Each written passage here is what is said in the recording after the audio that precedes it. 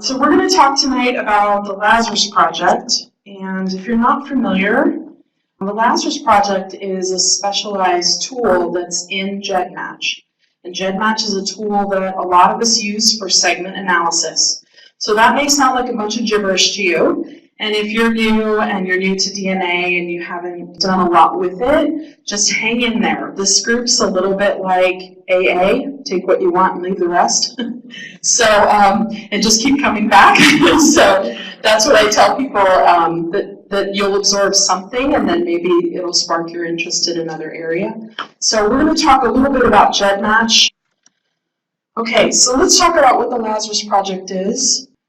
The Lazarus Project is if you want to construct a DNA kit for someone who's deceased or not testing, not available for testing, there is a tool on Gedmatch that you can use where you might be able to reconstruct a DNA kit, or at least enough of one to run the tools. So let me explain that a little bit. Gedmatch is a segment analysis tool.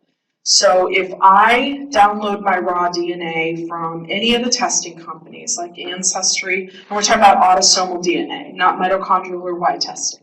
So if I download my DNA from Ancestry, 23andMe, Family Tree DNA, Family Finder, any of those companies, I will get a raw DNA file. And that file is a zip file, and it's just a sequence of base pairs. If you open it up and look at it, don't hit print. It's like 30,000 pages, so don't hit print. But what you'll get from that kit, if you upload to Gedmatch, is you'll get information about who you match and how you match them. And it's more specific information than what you get in Ancestry. So in Ancestry, you get match lists, and they're categories: close family, first cousins, second cousins, and so on. It's different on Gedmatch. They don't give you necessarily those relationships that specifically. They'll tell you maybe how many generations, but they'll tell you specifically segment by segment how you match someone else. So most of us use the free side of Gedmatch to learn about our cousins in a similar way to what we do in any of the DNA testing companies. But for Lazarus Project, you're looking to build a kit for someone who's maybe no longer here. So a grandparent, a great-grandparent, and you're using a lot of other kits to do that. So that's what we're going to talk about tonight. It may not be something that you're ready to try, but I think it's important sometimes with Gedmatch to understand the power of the tool. What are the things that are possible, even if you haven't figured it out yet? What kind of things can you do? So that's a little bit about what tonight is. But who could benefit from this? It could be adoptees. If you're looking for an unknown parent, unknown grandparent, this is a great way to build a kit. Not necessarily for parent, it's easier for grandparent or great-grandparent, a little bit further back. But if you're looking for unknown parentage, this is a great way that you might be able to break through on that. So you're going to open an account and upload to Gedmatch, and I have Genesis here because Gedmatch was Genesis for a while. Now it's all migrated back, so I just haven't updated the slide yet. So if you haven't been on Gedmatch for a while, you just need to go back to the first one that you were using. So those of us who teach on this, we changed all of our slides to Genesis, and now we have to change them all back. So Kathy and I have work to do there. So to download your raw DNA file, you can see here, this is my daughter's raw DNA file. This is her DNA page. So this is on Ancestry. And how many of you have Ancestry kits? It's usually the majority. Who has Family Tree Family Finder? A few of you, okay. And 23andMe? Some of you are repeat offenders, okay. Anyone has MyHeritage? All right, it's another common one. And Living DNA. Okay, so all of those companies, you have the ability to download your raw DNA. This is just a screenshot from Ancestry because that's usually the one that's the most common in the crowd. So what you'll see on the right-hand side in the settings, if you click on settings, it'll take you to a tab or a button for download your raw DNA. And every one of the companies has this. Another thing to keep in mind while you're on this page is just review what the settings are that you have. Review the terms of service, review the beneficiary information so that you can designate someone a beneficiary of your kit. So if something happens to you, someone can either remove it or make decisions regarding your kit. So check everything at the settings page. But for Gedmatch, you're just going to download your raw DNA file. And what downloads is a zip file. This is kind of a little screenshot of what it looks like. But don't open the zip file until you've uploaded it, because sometimes it can get corrupted if you open it. And if you have a Mac, you probably have an automatic zip opener on a Mac, so you want to make sure to turn that off. The other thing to keep in mind is it's your raw DNA kit, so make sure you protect that. So whether you put it in a folder with a password on it, whether you put it on a laptop or computer that has password protection, whether you don't keep it on your laptop for that very reason, it's just something to keep in mind that a lot of people struggle to figure out how to keep that information private. Now you can use that raw DNA kit for a number of things, not just to upload to Gedmatch. You can upload to a lot of the other sites. So if you have an ancestry kit, you can upload to MyHeritage, to Living DNA, to Family Tree Maker. Sometimes there's a cost, sometimes not, sometimes there are memberships, sometimes not. But again, if you're adopted or you're looking for unknown parent or grandparent, you're going to certainly want to be in every database that you can. So that's just something else to think about while you're here and you've got this raw DNA file. So back it onto an external hard drive, a flash drive, something if you don't want to keep it locally. And after you upload to Gedmatch, you can still open it and see what's in it if you're interested. But it's a huge file. So what it has on it, you can see it starts with chromosome number 1, and it has the position, and it has the 2 alleles. So it has the allele that you got from your mom, which is an allele pair. So if there's a T there, it's also paired with an A. And it has an allele that you got from your dad. So if there's a T there, it's also paired with an A. Now the problem is the raw file doesn't go in order of mom on one side and dad on the other. Okay, so it's just a set of pairs of alleles that are inherited from your parents. Wouldn't it be nice if it sorted that for us? Maybe in the future. But for right now, what it gives you is that sequence of raw DNA. Now that sequence of raw DNA has a lot of information in it. It can tell you if you upload it to Prometheus or another health company. It can tell you if you have tendency toward certain diseases. It can tell you if you have traits. It's not a diagnostic tool, but I've done a talk here about the health reports, and that's on the website if you want to listen to that. But it's important to realize that it is an important file, and so you do want to protect it. Another thing to keep in mind is when you download it, if you're administering multiple kits, the downloaded file has the same name every time. So you're going to want to rename that file. So when I download mine, I name it as Kelly. When I download my daughter, I name it as Kylie, so that I know which kit is which, because it's very easy to upload the wrong one to Gedmatch with the wrong person, and then all of a sudden you have strange matches you can't explain and that sort of thing. If you want to use Lazarus, you need to sign up for a Tier 1 membership. So what that means is there is a free side to Gedmatch and there's a pay side.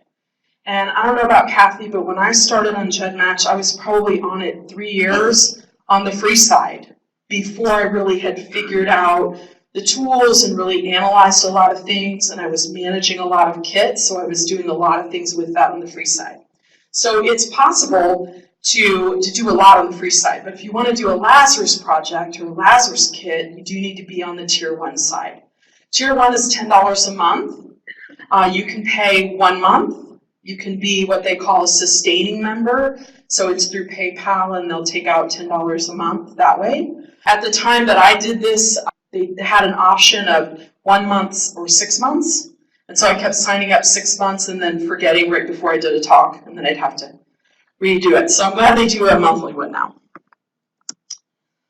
So what do you need to do in order to resurrect a DNA kit? So Lazarus, that term comes from biblical reference, raised from the dead. So what you're doing is you're putting a lot of different DNA kits together in order to make one kit for someone who's deceased. So think about for a minute, if you want to recreate a DNA kit for your father's father?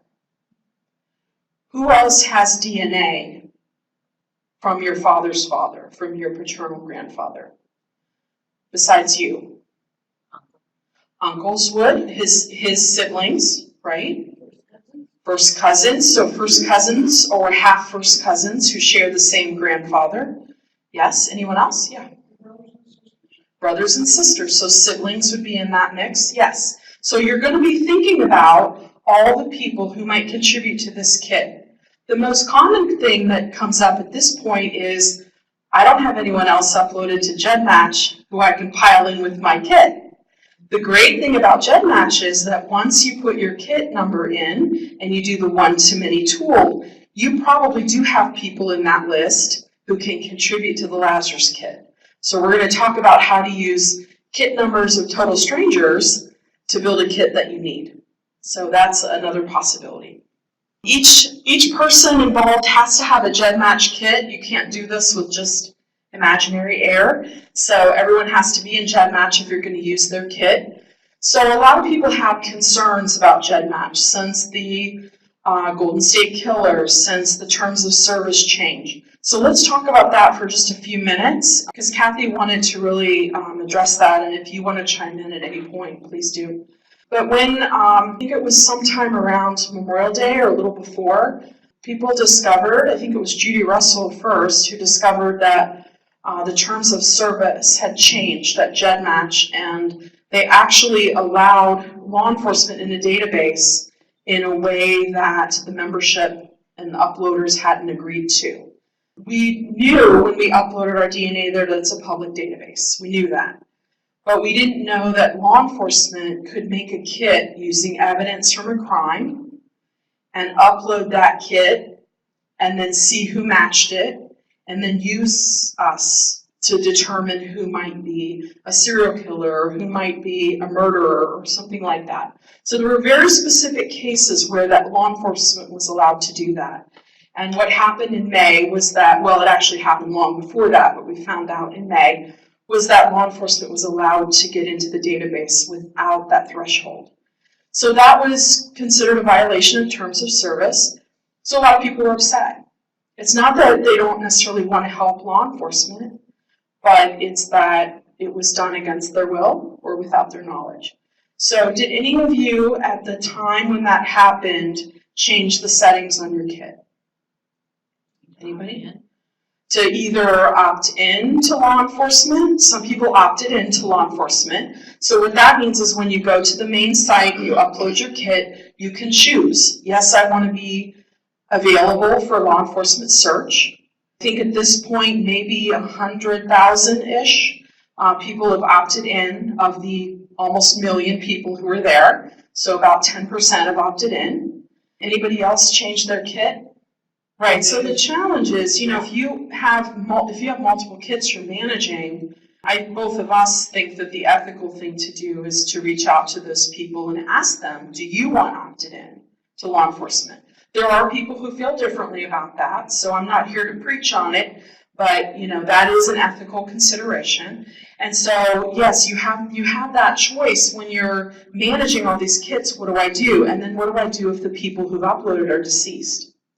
So what I immediately did was I made my kit a research kit until I could actually ask permission of people, because that's not something you could do instantaneously, if you have a bunch of kits you manage. So has anyone made it a research kit or done that? All right, well, in the settings, you can click on the edit button. There's a little pencil tool, and you can click on that next to your kit, and you can choose how that kit is shown. It's either publicly available, it's searchable, or it's a research kit, and what that means is it's not searchable. You can still use the kit, so my kit is still actually a research kit. So I can put my kit number in, and I can use that for any of the tools in Gedmatch. But my kit won't show up in anyone else's results. Does that make sense? So you cannot find out if you're related to me, but I can find out if I'm related to you. So my kit is research only, which means that I can use all the tools and use the public database, but I'm not actually in the public database. Now, I haven't quite decided how I'm going to handle that. I manage kits for myself, my parents, my children. So really, if any one of us opt in, we're basically all opting in because genetically we're so similar. Yeah, the controls are individual per kit, but let me give you an example. I have identical twins. So if one of them opted in, the other one really is opted in anyway because he's genetically identical to him. So that's something just to think about as you're managing these kits. I could decide to stay research, but if both of my parents say, yeah, let's opt in, then they could find me or someone related to me anyway. So it's not that I'm trying to hide from law enforcement, but my first husband, before he passed away, was a police lieutenant.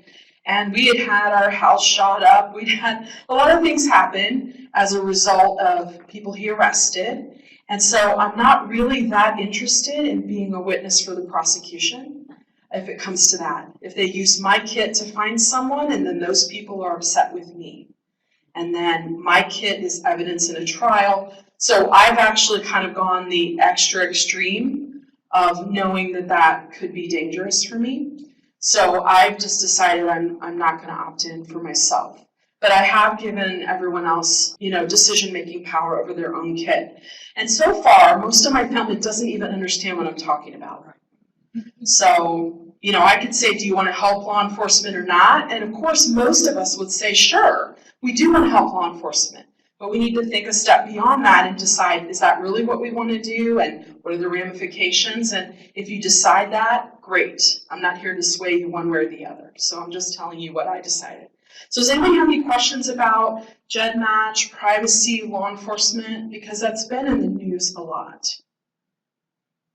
Okay, the other DNA testing companies, except for Family Tree DNA, have privacy with DNA kits. So let's say that law enforcement wants to access Ancestry's database. That would require a subpoena and would have to be a targeted search. So they would actually have to approach Ancestry and say, we think that one of Kelli's relatives has committed a horrible crime and we want to check against Kelli's kit. So they're not just fishing in the whole database, so to speak. Family Tree DNA, you actually have to opt out. You're automatically opted into law enforcement. So if you have a Family Tree DNA Family Finder kit, Y kit, mitochondrial kit, you're automatically opted in for law enforcement. So again, back on the settings page, if you decide you don't want to be, you need to actually make the choice to opt out. The others right now are all opt out. So that's just something to keep in mind as you're uploading and thinking about where you're going to put your DNA kit. So let's talk about what the goal is of Lazarus. The goal is to get a DNA profile built from segments of each person who uploaded, to build enough of a kit to reach a threshold by Gedmatch so that you can use it in the tools. Now, we'll go through that a little bit more, but you get a kit number to use for the person who's deceased. If you get a certain threshold, you get a certain type of kit, and I'll show you what that looks like. There's two different kinds of kits that you can develop with the Lazarus Project. And the LX kit is not quite there. So you haven't met the 1500 centimorgan level, so there's not enough information in that kit to run it in the reports, to run in any of the tools. I think it'll do one specific tool. I think it'll be one-to-one, then it'll do some functionality. But in general, if you have an LX kit, you're not quite there. You need to search for some more people to add into your pile. An LL kit is a fully developed kit that can be used in any of the tools. So it's met that 1500 centimorgan threshold. So it's more than 1500. And in case you're not aware, a parent-child match is around 3500. So you're pretty close to at least almost halfway. And Gedmatch makes your Lazarus kit or any other phased kit, they make it a research kit. So it's not showing up in other people's lists either. So that's also something to think about. There isn't any way to make it public, because it would be really confusing if you did the one-to-many tool and what you got was a match from me and I matched Kathy, but I matched Kathy's phase tool with her mom, and then I match Kathy's Lazarus Project with her mom's father, and it would be very confusing to figure out what all those other phased kits and Lazarus kits are. So they actually don't show up in anybody else's list. But think about what's the purpose of having a kit for your father's father. How can that help your research? Anybody have an idea? Oh, it helps with triangulation. That's a great point. So triangulation is when you have two different kits and you want to see who else matches those two kits. So if you want to sort your matches by who matches you and your paternal grandfather, that's going to give you a list of people who very specifically are on one line of your family. Unless, of course, you have endogamy or pedigree collapse. We always have to talk about that case. But for most of us, it'll give us that direct line. It'll tell you which of your cousins in real time, testing today, actually match that one particular grandparent. Yeah, you eventually get to 1,500. So the question is, do the other kits have to match at 1,500? No, they don't. But each individual person might have a different part of grandfather than you do. So all the first cousins, full first cousins who share a common set of grandparents, have 25% approximately from that grandfather. So 25% of their DNA is potentially close to 25% from that grandfather. But they might have a different 25% of him than you do. Or there might be overlap there. So maybe you share 12% with this cousin, and the rest of it is another cousin has. So you're piecing together sort of like Legos. You know, you're just stacking and stacking and stacking till you get to a certain number of centimorgans, and you've reached the threshold to use the kit. So does that make sense? It's kind of a piece by piece by piece. As far back as I've gone is grandparent. And I've tried with great-grandparent, but I haven't gotten close enough to 1,500 yet. So, you know, the problem is the further back you go, the smaller the segments are. The other problem is the smaller the segments are, the possibility that they're not true identical by descent comes into play. So small segments are perilous. So it's not the kind of thing that you can go too far back with. But if you're thinking about what you want to build, if you have a kit from let's say you have your parents' kit, you could go 2 generations more back with them.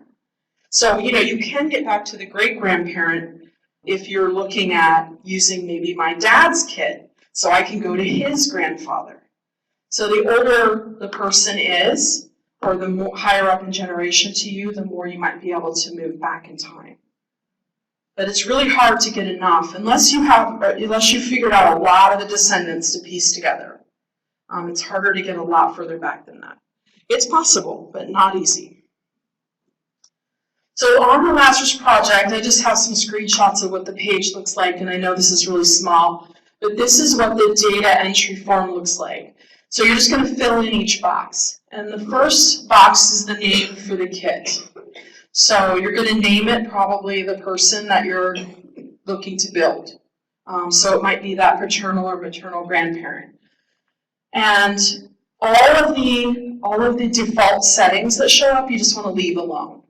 That's pretty much the general rule with Gedmatch until you really know your way around the tool.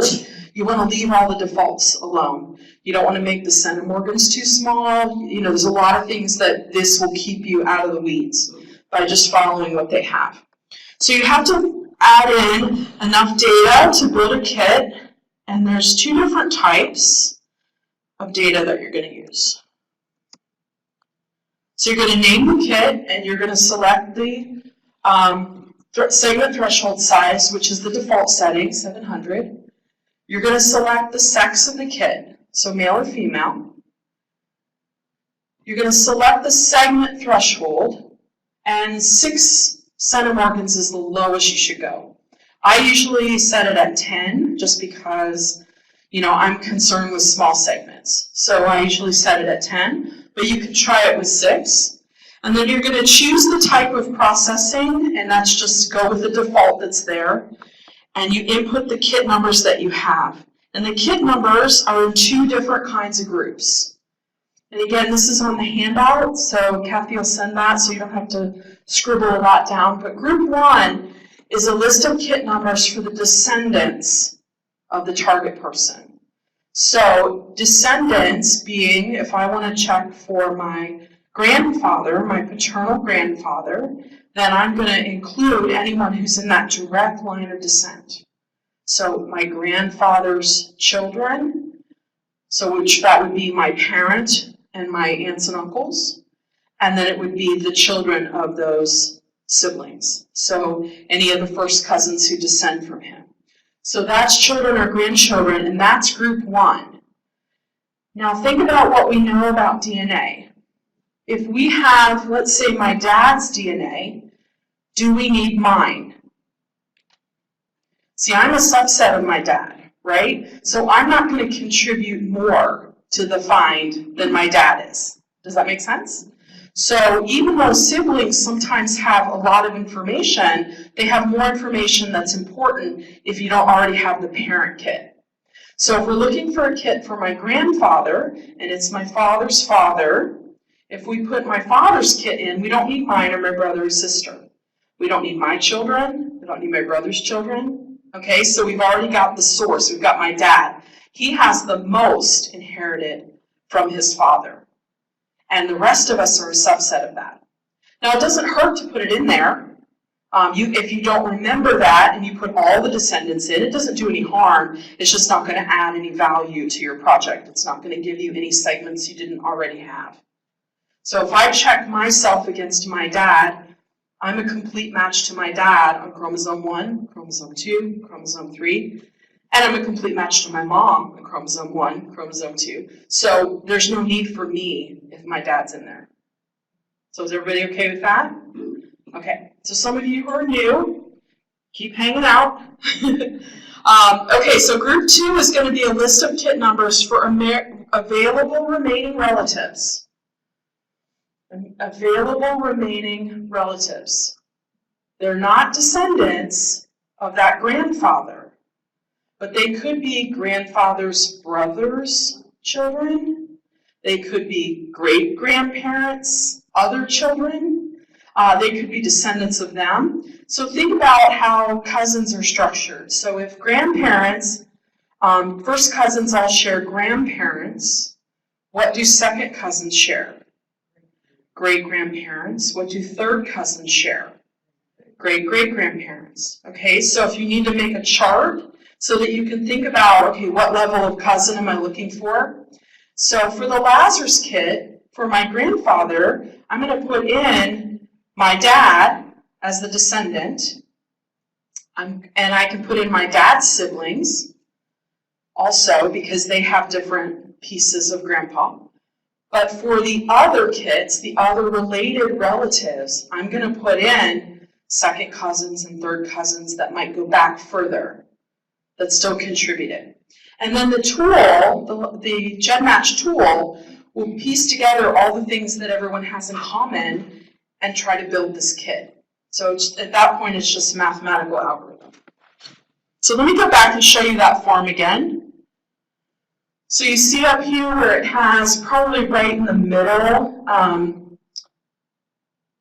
think, let me see. Oh no, group 1 is this kind of long list here. Group 1 kit number, group 2 kit number, kind of towards the bottom, and then group 2 is all the way at the bottom. So it has 2 different sections. So group 1 is descendants, and there might just be one person there, and that's fine.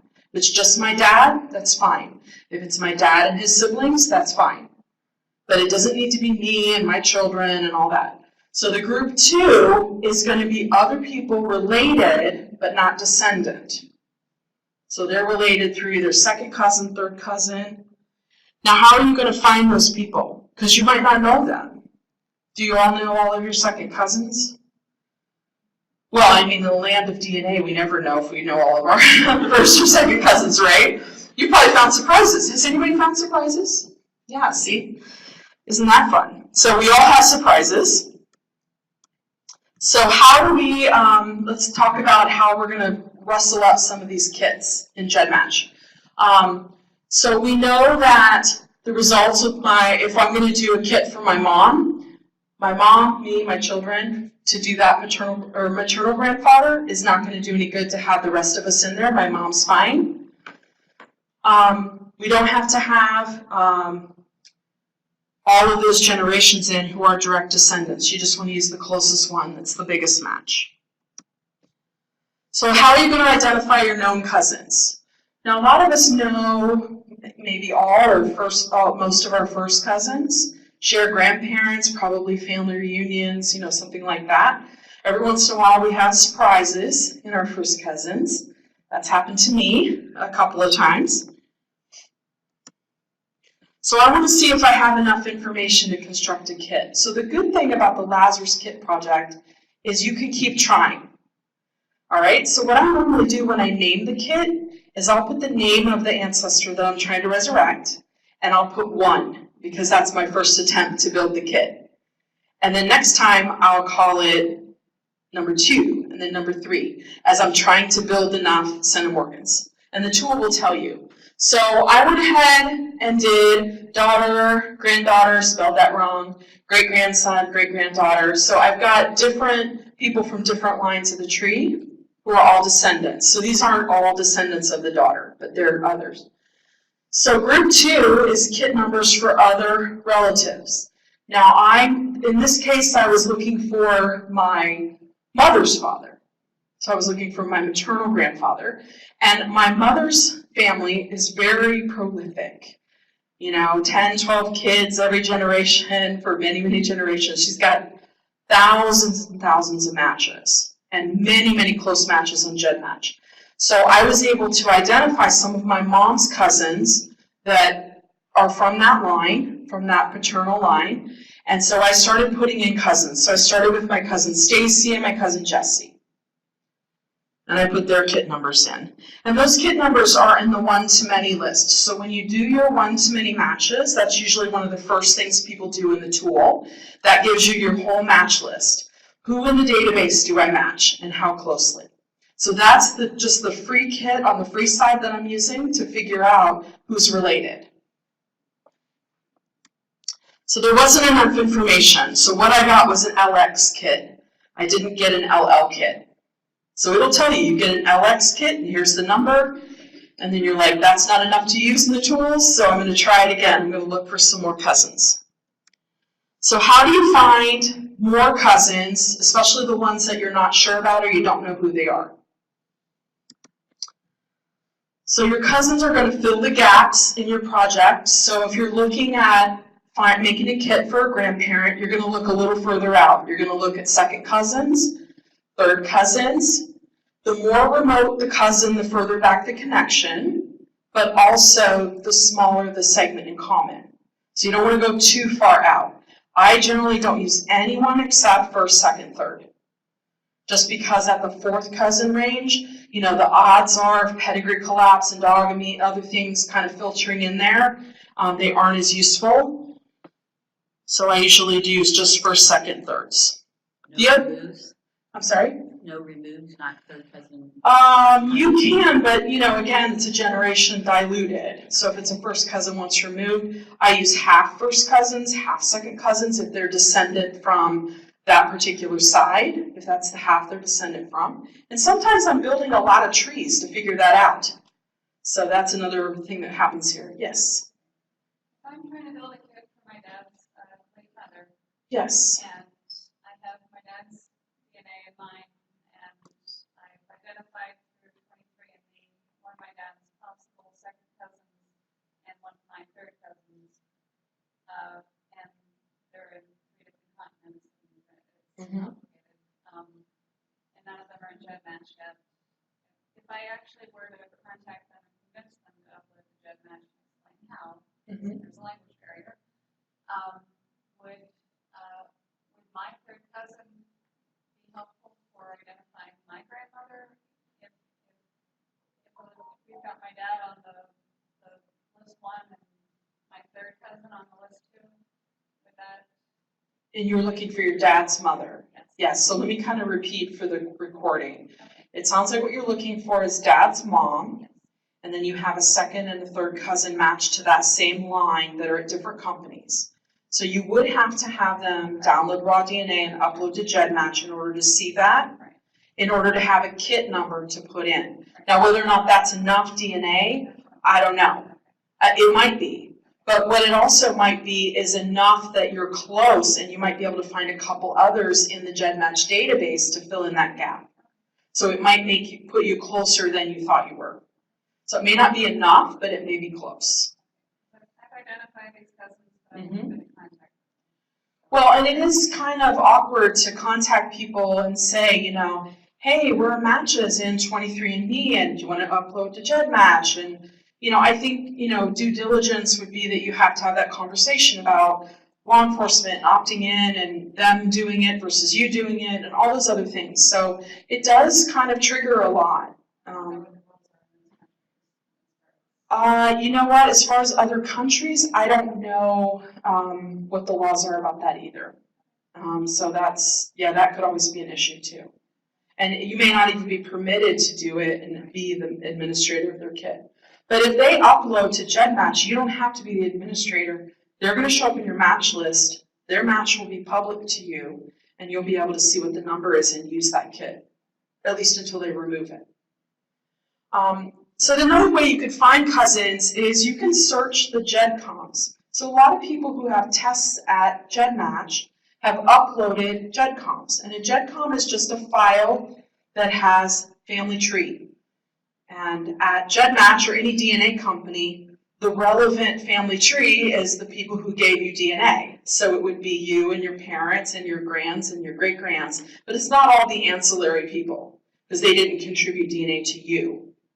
So a lot of people don't upload their GEDCOMs. So you can search the GEDCOMs to find other people who are related. So for me, I was looking for, my grandfather is Shields Todd, and I was looking for anyone who might have put his father in, William Todd. So I'm looking through all of the GEDCOMs who've been uploaded, and I'm looking for anyone who has William Todd, whose father was Samuel, mother was Nancy. Now you notice that I don't put any birth and death dates in there when I do an initial search, and there's a reason for that. You know, this is a free tool for most people. It's not very sophisticated in terms of like approximately. So for Pete's sake, the ringer is off. I'm sorry. It has one of those emergency settings too, so. But it's not an emergency. I'm sure it's fine. But if you put in there your grandparent, your greats, and you just do names, you're going to get a better match than if you put dates. Because if one of your cousins has different birth or death dates, that's not going to help you. It's not going to show up as a match. So just do names. Or just do William Todd and his father Samuel, mother Nancy. Just do first names even. And you might even get more matches. So if you click on that, here's what shows up. I'm going to move this over here in case he calls again, sorry.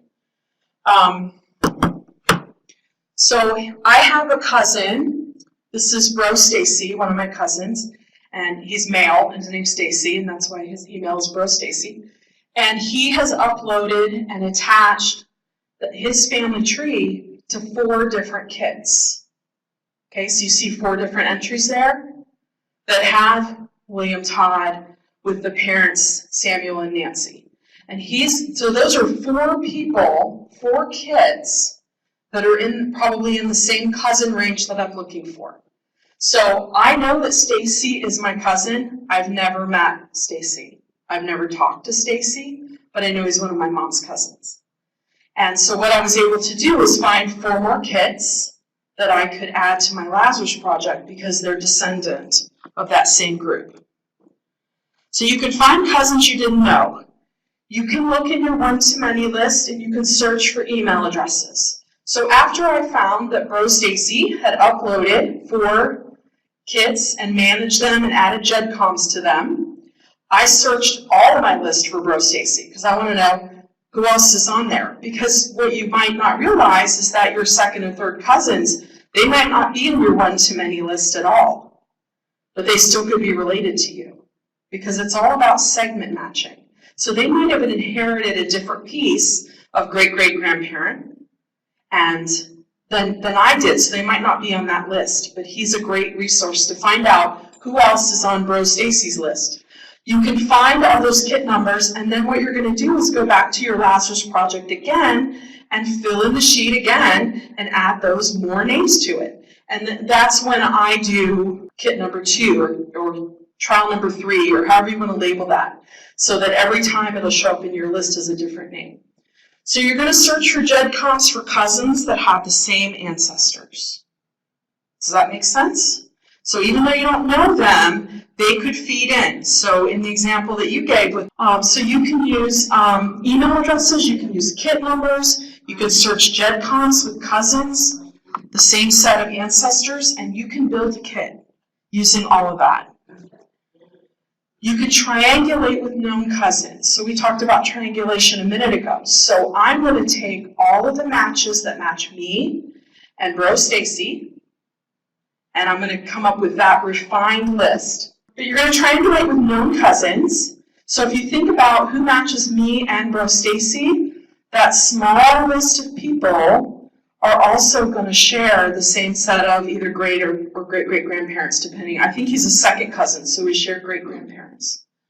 One or both of 2 kits, that's another tool that you can use. So you can put in, I can put in my kit, I can put in Bro Stacy's kit, and I can find who matches me, who matches him, and who matches both of us. So it is a triangulation tool, because we get a chart of who matches both of us. But at the same time, I can see who just matches him, who probably are in the same family with me, or at least some of them. But they just got a different piece of great or great-great-grandpa or grandma. You can also do multiple kit analysis, so you can get a number of these kits together. So sometimes what I do with that group 2, I've input those group 2 folks in, and I'll do multiple kit analysis, and you can put in up to 99 kits. So I will put in kit 1 is me, kit 2 is Bro Stacy, kit 3 is Jesse, and I'll just go through my list and I will do a multiple kit analysis and see where we all match each other, and then search GEDmatch for that segment, or those 2 segments, or those 5 segments. So there are multiple ways that you can get to the information where you're finding cousins that you don't even know, but you're identifying what part of the family they're in and adding them to your Lazarus kit. And if you're not familiar with GEDmatch, most of these tools are on the free side. Triangulate is on tier 1.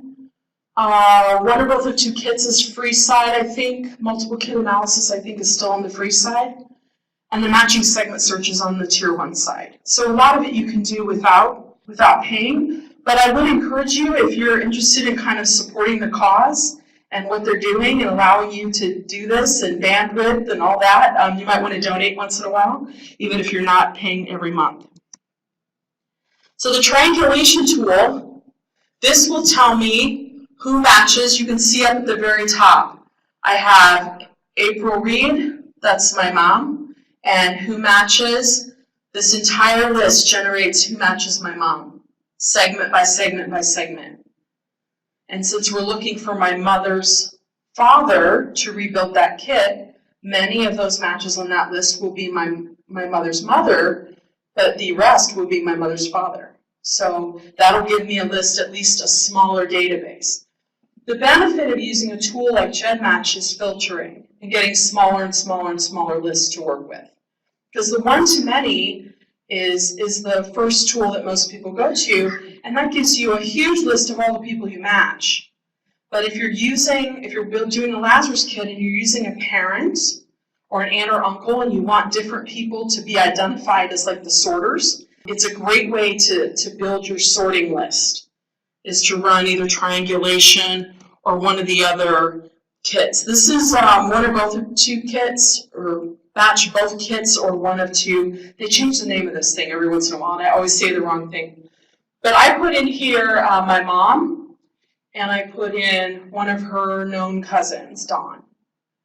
And so what generates from that is a table that matches both kits.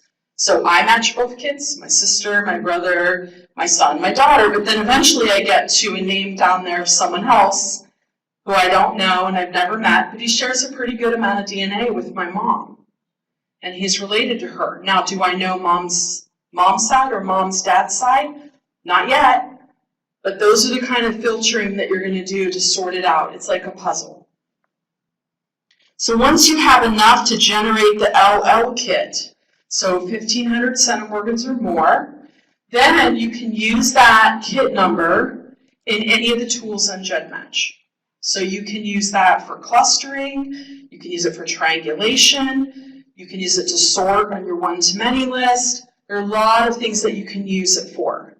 And what that means is if I can build a kit for my mother's father, then I can search GEDmatch for all the people who match my mother's father.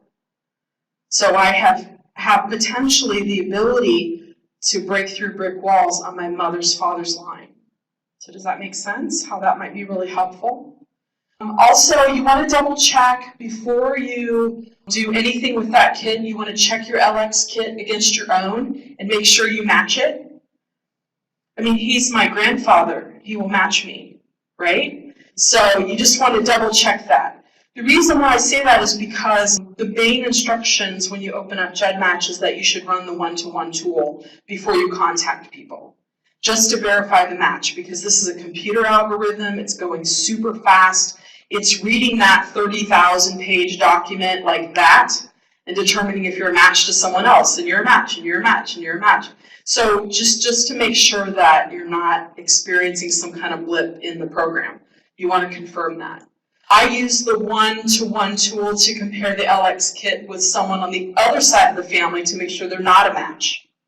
So I do kind of the positive and the negative result there, just to make sure. So what I'll do is I'll check that Lazarus kit for my grandfather, make sure it matches me or one of my siblings or aunts or somebody else on that side.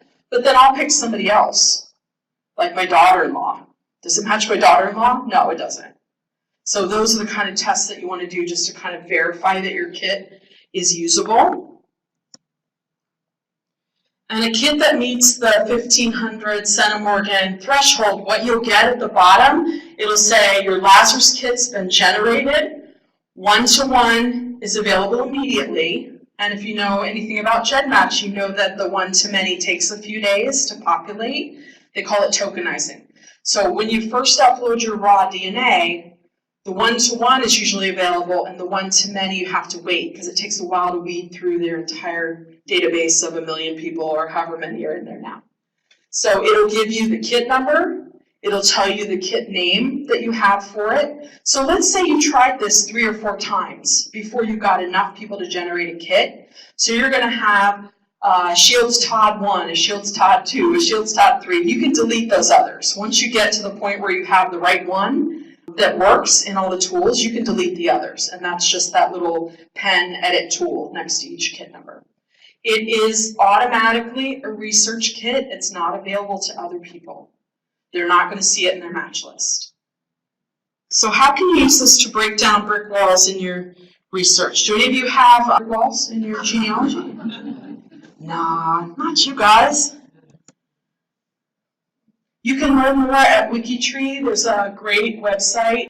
WikiTree has information about GEDmatch, information about the tools.